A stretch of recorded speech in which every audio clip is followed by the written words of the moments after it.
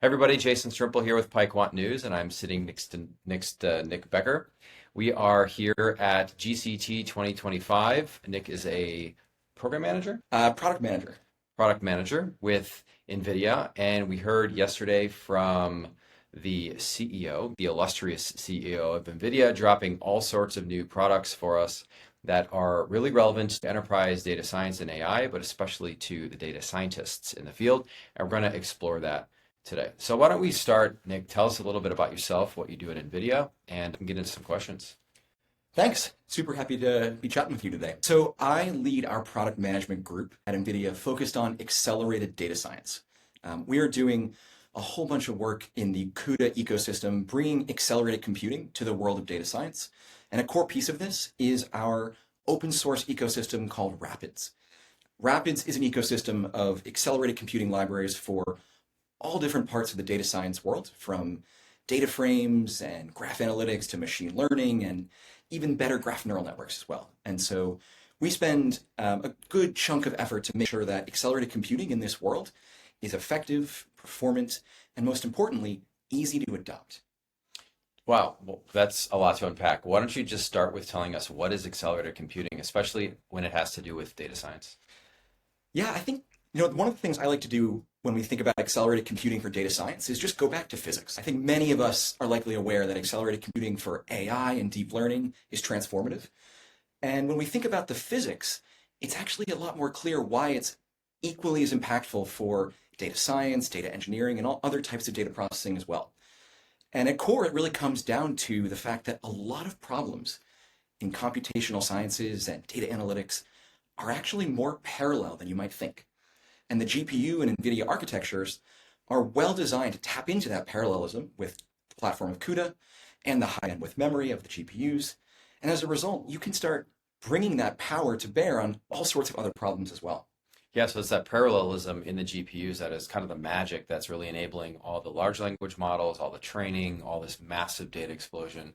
And we hear a lot about the AI factory and a lot of tokens and all these kinds of things. So tell us maybe a little bit about how that parallelism helps and why we can parallelize some of these data workloads. Yeah, absolutely. I think one of the most clear ways to describe this in the world of data science is to really just drill into one type of operation. Something hopefully many folks here are familiar with is joining data together. Maybe you've got two tables or two data frames if you're working in Python or other similar languages, and you need to connect these data sets together. Maybe you have one key in one table, another in a different table. You want to combine them. Maybe you're doing feature engineering or exploring the data. Well, really, when you think about it, what does that actually mean? How do you join these data sets together? Well, you're actually doing a whole bunch of different things. Every row in each data set has to be compared to every row in the other data set. And it turns out every row you're comparing is actually independent. Mm. And when you compare row 1 in data set 1 to row 7 in data set 2 and row 500,000,006, suddenly it's very clear why all these comparisons can be done in parallel. Mm. And the GPU is designed to do that super effectively and tap into the hardware.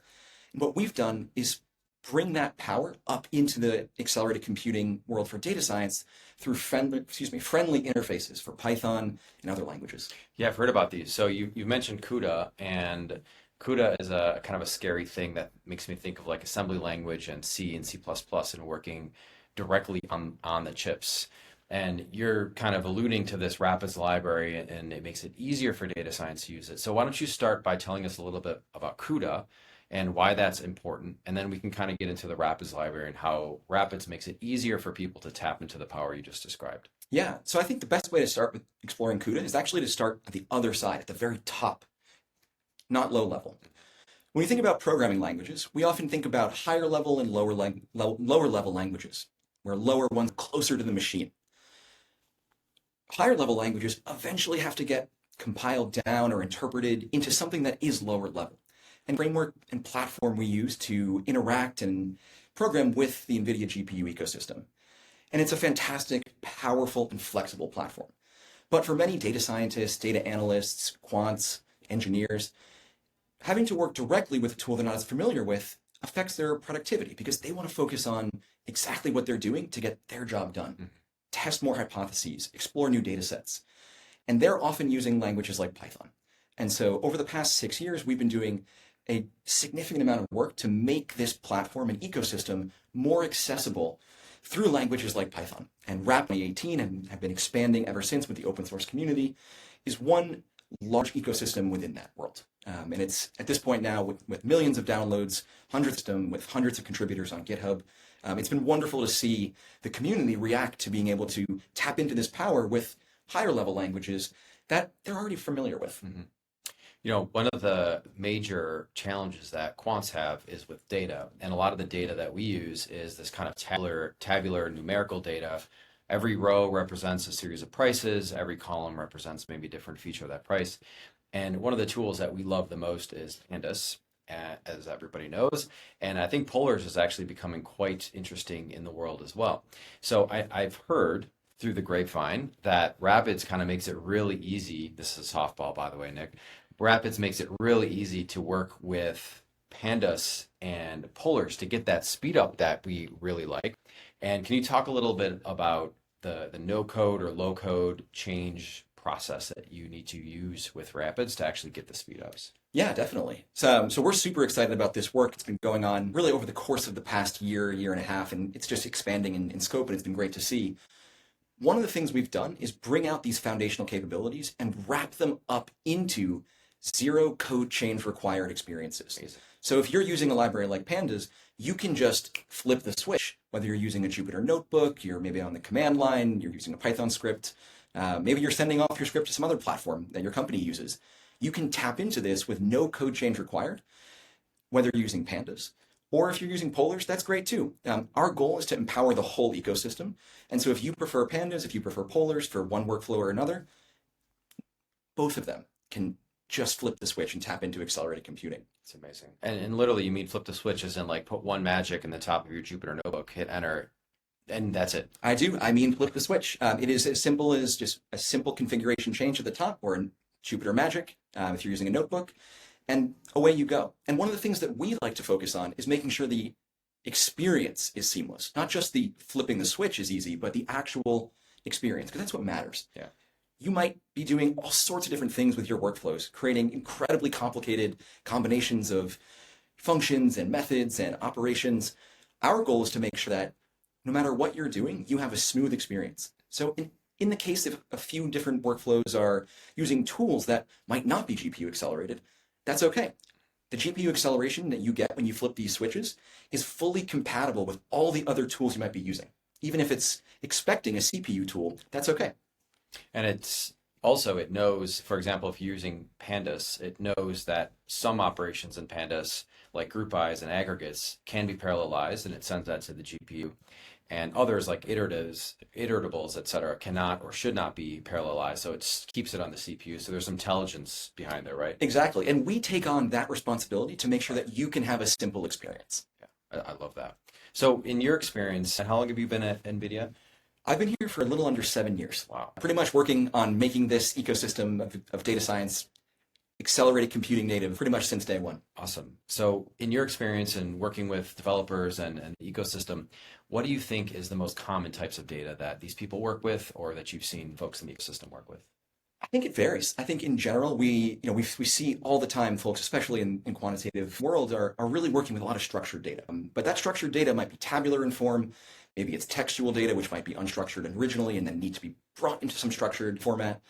But we also see folks doing all sorts of things with n-dimensional arrays for doing pure mathematics and computational math. And one of the things I love about this ecosystem is that data science is so broad. And so actually, one of the things we've announced this week is an expansion in our zero code change experiences for accelerated data science, focused on machine learning with both tabular data in mind for things like quantitative finance, as well as clustering libraries and dimensionality reduction libraries. So it's been great to see this expansion come out this week. And is that like around the scikit-learn tools? It is. Yeah. So earlier this week, actually yesterday, we announced that the NVIDIA CUDA machine learning library, cuML, as part of this ecosystem, now accelerates scikit-learn, UMAP, and HDB scan with zero code change required. It's amazing. And in the quantitative finance world, just like as in the data science world, we use scikit-learn for dimension reduction all the time. So you might have 15, 20, 50 different features to build your portfolio and optimize your portfolio. And we can now use scikit-learn much faster to kind of reduce those dimensions. Exactly. No code changes. Not only faster, you can do it faster, you can be more productive, but you can also share your code with someone who might be using a different system. You don't need to worry about, is my code going to be ready for a GPU? Is it going to be a CPU? What if I'm on my laptop? What if I go back to the data center? It's okay. Your code is your code. We take on the ability to make sure you can run that with accelerated computing whenever you have it. Assuming you have a GPU. Of course, we recommend you get an NVIDIA GPU. Well, if not, I mean, Google Colab, right? You can go out to something like that and you can spin up, I think, GPU-enabled notebooks. Is that right? It is right. In fact, we actually this week announced that the QML zero code change experience has been added into Google Colab. Amazing. We love, of course, everywhere folks do data science, we want to make sure that accelerated computing is there for you. And all of these libraries are actually available in Google Colab out of the box. If you like to use those platforms, you can just flip the switch and it's ready to go. And something else, I know the 5090s came out recently. That's kind of the GPU that we like to use on our local computers.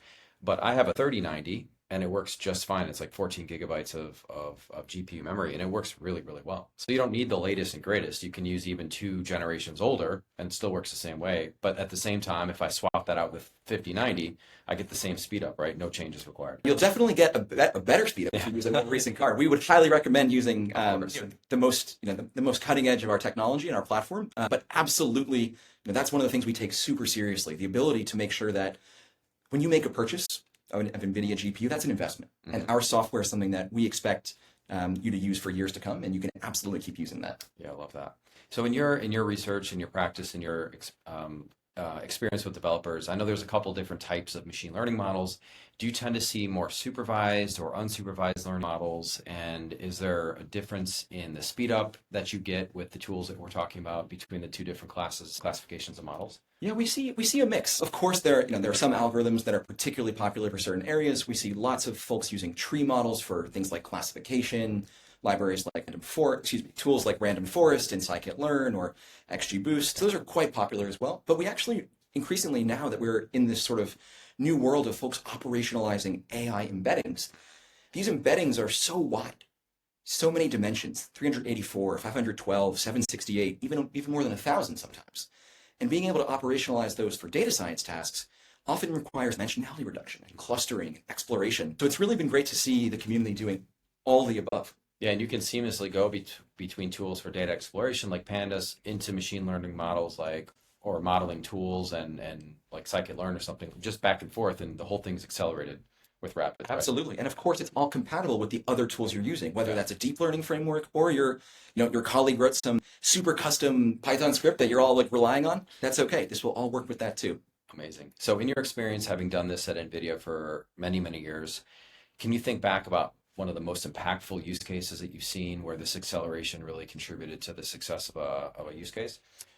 Yeah, I mean, absolutely. I think, over time we've had so many things we've grown on and seen folks do at different moments, different industries. But maybe it actually, since we're at GTC, it makes sense to focus on something that's at GTC right now. Yeah. This week we've had so many customers sharing what they're doing with accelerated data science, accelerated data processing. And actually yesterday there was a session where folks from Commonwealth Bank, who I think is the largest or second largest bank in Australia, were talking about how they've been trying to figure out how can they handle the terabytes of data they have to process every day to make sure that they're utilizing their transactions that are happening efficiently to build intelligence and provide better experiences to their customers. And for them, the only path forward was accelerated computing. And they gave a session earlier this week talking about how it's been transformative. And we see this across industries, ranging from finance and more quantitative, finance industries, as well as scientific industries as well. Earlier in this week, there was also a session focused on next generation battery technology, where computational scientists from SES AI, who are building the next generation of batteries, talked about how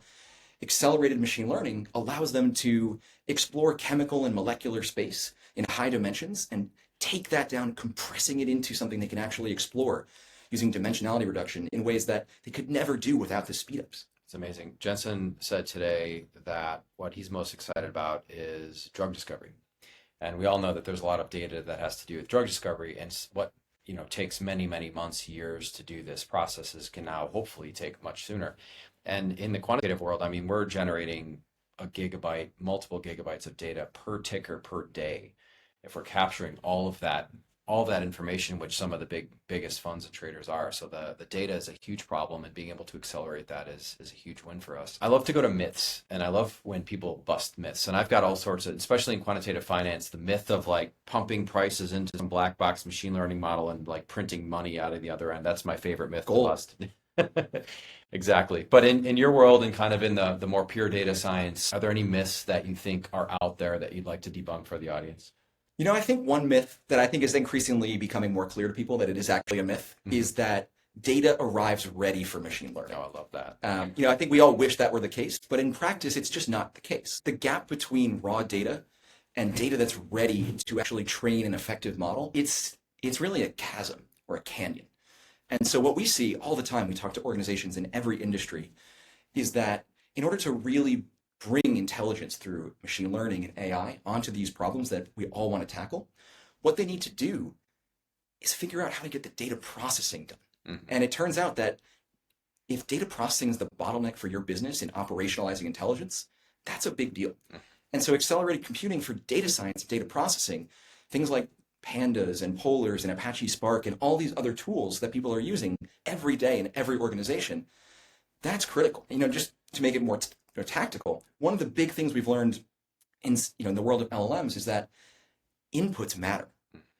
A high quality training data set is critical for a high quality model when you're building a language model.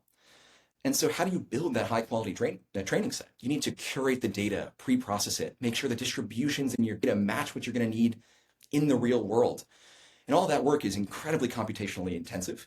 And our accelerated data science libraries are designed to help that. And in fact, we've actually gone one step further. In our NEMO toolkit, there's a NEMO curator, which is designed to accelerate and provide a scalable toolkit to make that curation process even smoother. And it's built, among many things, on top of all these core libraries, and PyTorch and Rapids and more. Yeah, we heard a lot about simulated data, and the kind of next generation that we heard from Jensen Huang yesterday at the keynote was all about the robotics, the physical AI. And the fact that you can't have humans kind of creating these reinforcement learning verifiable outcomes for enough of those. So there's a whole suite of tools now to simulate these data and simulate these worlds. So just proof that that is a really big deal, and Absolutely. it's a huge myth. And I think in LLMs, it's so obvious because you put in bad data and you're literally typing things in and you just get weird stuff out. Whereas in a numerical model where you're getting numbers out, it's a little bit less obvious. But just as impactful. Yeah, absolutely. Okay, so here's a philosophical question for you. And that I like to say that AI is now a marketing term, right? OpenAI totally co-opted AI to mean large language models and generative pre-trained transformers. But AI has been around in some form for a long time. So with that in mind, what's your definition of AI, and how would you kind of encapsulate it? I think my definition will be What Jensen's is? likely something that others who are much more experts in AI would be more positioned to say. But I think broadly speaking, when we think about AI, to me, it's about creating systems or programs or machines that are able to think and learn and act autonomously or without needing explicit encoding or instructions. I think it's a great definition. Yeah, and I mean, you guys are the AI infrastructure company. That's the rebranding. I don't know if you heard that today, but that's how. I think that's the way we operate. Our goal is to make sure that we are empowering you to do your best work. And that's how we succeed. And that's what our mission is, to make sure you can do your life's work within your life, as Jensen says. Love that. What is your go-to source of updates in the fast-moving world of generative AI and LLMs, models, papers, whatever it might be? How do you keep up with the news? So personally, I'm a huge fan of Reddit. And so I'm a big Redditor. Obviously, there's incredible communities that have sprung up across all different parts of the ecosystem, whether that's the data science Reddits, the AI subreddits, the local llama, the LLM Reddits, just to see what people are doing, sharing research, experimentation, finding new ways to push the boundary. That's, to me, one of the most exciting places to learn. What's your favorite subreddit? Well, personally, I'm a fan of the data science subreddit. I'm a little bit biased, but I think, in general, you can't go wrong. There's so many opportunities to learn new things, see what people are talking about, and then use that as a springboard to see some paper that you didn't even know about, and then you read the paper and you find out, wow, there's super cool research coming out of this group. Let's go see what else they're doing. So do you read the whole paper or do you just read the abstracts? Personally, I like to read the whole paper, but it does reduce there's a little bit of rate limiting on the volume that gives you. Totally. So how many papers can you read in a month? Is this like a monthly one per month, or is this five per month? Is that your job? What's the rate? I think in general, my job is to help make sure that our organization is solving the right problems for the most impactful things for data science. And so for me, I try to focus my efforts on papers that look like they're going to help us do that. So I think my volume's a little bit low, but I suspect that folks can use our AI assisted tools to get even better at increasing that volume. It's a great pitch. What was your first experience with a NVIDIA technology? Any sort of technology? Can you remember? Yeah, I think my first experience with NVIDIA technology was I was working in a startup maybe 8 years ago, I think, maybe 2017. And I was working in a startup. We're a data science startup working on a bunch of machine learning models. And at that time, I think PyTorch had just come out, if I'm remembering correctly. And we were training a convolutional neural network, and it was just so fast. It was incredible. And I had this thought that was like, this is amazing. Why can't I have this for all the other things I'm doing? We were big users of Apache Spark and Pandas and scikit-learn, and I just felt like this was transformative when we were using PyTorch and TensorFlow, and I wanted it for everything. And so I've been super lucky to be able to come to NVIDIA and spend the last 7 years trying to make that possible. Yeah, speaking of that, so what's your favorite part of working at NVIDIA, other than the stock price? Having been here for 7 years. I think my favorite part of working at NVIDIA is, our goal as a company, as we were saying earlier, is to empower others. And so as a result, I get a chance to talk to people doing incredible things, whether that's in financial services and quant finance, doing things in scientific computing and research, trying to find the most impactful and hardest problems and figure out how we can bring accelerated computing to bear to make them tractable. That's just something I really love. Just having been here at GTC this week, Jensen says that every company, every industry is here, and that's absolutely true. It's like we had somebody in one of the sessions I was at asking, they were from Motor Trend, asking about the announcement with GM. Then you had somebody from life sciences. I mean, it's literally one person sitting next to the other in completely different industries. So I think the impact and the reach is extraordinary. Okay, so similarly to the question about how you keep up with your Gen AI and LLM news, how do you keep up with the vast volume of resources that you guys produce for developers, like for NVIDIA technologies? Just the Rapids library alone has this vast volume of resources, but when you put it all together, it's quite large. So how do you keep up with that? Yeah, I think one of the best ways to do that is to lean hard into the community. I think one of the most important things that we believe in our group at NVIDIA is that no one succeeds alone. And so our goal is always to make sure that we're being community driven as a first principle. And so that means working with the community to bring our technologies, our documentation, our tutorials into the places and the ways that people are already learning so that it's a natural journey.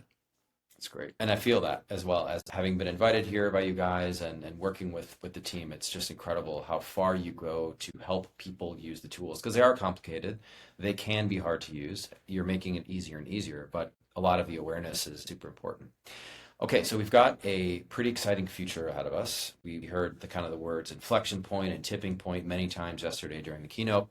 So thinking about that, what are you most excited about as you look into the future? Could be, 1 year, 5 years, 10 years. You pick the time horizon, but what are you most excited about? Of course, it's got to be within the context of NVIDIA technologies. Of course. But what are you most excited about? I think I'm particularly excited about this world of data science and AI coming together. We were talking about earlier about how this week we announced zero code changes required to accelerate machine learning in Python with libraries like scikit-learn and more. And that gives you huge speed ups, sometimes 5x to up to 200x, depending on what you're doing. And that's incredible. Making these experiences better and easier to use and more accessible is something I think is just going to be a continued path for us. But AI makes it even more important because I suspect many folks who are watching this are like myself and more using AI-assisted coding.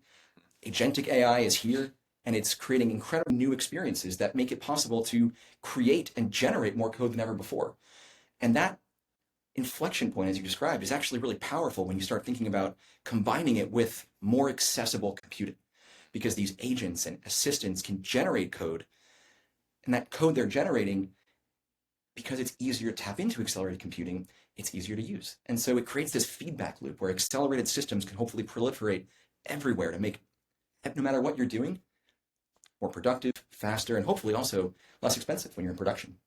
Have you been going to the sessions this week? I've been to a few sessions, yeah. What was your favorite? I think I talked about it earlier. One of my favorite sessions this week was when we had customers just talking about how accelerated data science is transforming their business. I think nothing makes me more excited and motivated than seeing people who've come all this way to talk to the world and tell people how accelerated computing is helping them do their entire business differently or solve novel computational and scientific problems. So if you were to pitch GTC to somebody thinking about coming next year, because it is an investment, it's a flight for most people, and it's a little bit tricky to get here. So how would you pitch GTC? What was the value proposition of joining GTC the week with NVIDIA? I think, at core, GTC is about the developer. At the end of the day, we are a company that is focused on developers. And that's something that's core to the ethos of NVIDIA. And so GTC is meant to be true to that principle. And so to me, this is, the pinnacle of developer conferences. And so as a result, what I would say for GTC is if you want to be at the heart of what's going on with generative AI and data science and accelerated computing, and you want to do it with a true technical fashion, as well as the opportunity to, of course, to go higher level and see the business and the vision, there's no better place to be. Yeah, next year we'll have Ruben will be out and Feynman will be probably in production, right? Some big announcements yesterday. Jensen laid out the roadmap for 4 years, which is kind of rare, but exciting stuff. Huge compute coming, bringing to bear. So how would you kind of summarize your experience this week? How would you summarize the Rapids library? Try to tie it all up for a bow. Remember, the audience here are kind of quantitative developers, people working in financial services, tabular data, vast volumes of tabular data, looking to use machine learning for these things.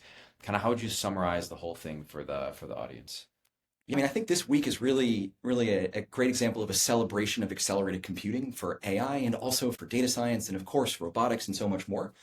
And I've been super, super invigorated and energized to see all the excitement around accelerated data science, whether that's for structured data, things like financial services, quantitative finance, and the ability to bring that accelerated compute into these worlds with zero code change required. Seeing how people are reacting to that and responding to that, that's just been really energizing for me. And I'm super excited to see what everyone who's watching this does now that they don't need to worry about, is my code going to be a fit for accelerated computing? It will be. Well said. So I'll be publishing quite a bit more content showing you all how to use these zero code changes. I might be taking previous newsletters, previous code, show you how to add the one little magic at the top, push the button, get 5-10x improvements on your code. Nick, I want to thank you for your time. It's been an absolute pleasure. Likewise. We'll see you at the next GTC. Can't wait. Take care, everybody.